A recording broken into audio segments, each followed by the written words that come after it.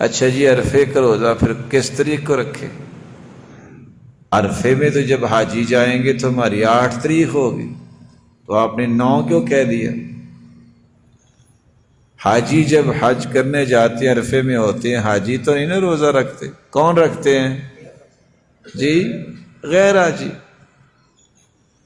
اب تو آپ کال کرتے ہیں، سسٹم آگے اللہ نے دے دیے تو پتہ چل جاتا ہے چاند نکلا۔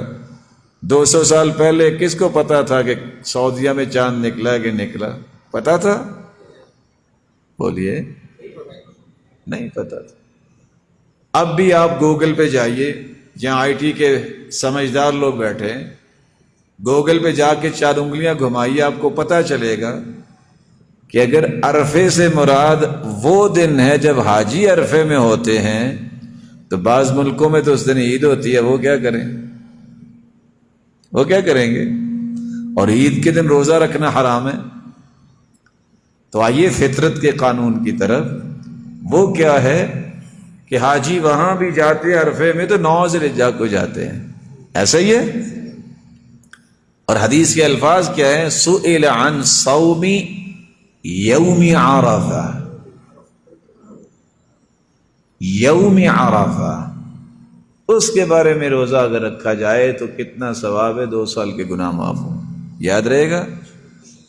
آپ کوشش کریں کہ گوگل سے نکال کے دے دیجئے یہ ملک جو ہے یا نیوزی لینڈ اور دیگر 11 گھنٹے وہ آگے ہیں، اس وقت عید پڑھ رہے ہوں گے، تو ان کو آپ کیسے پابند بنائیں گے کہ وہ جو ہے وہ عید کے دن بھی روزہ رکھے؟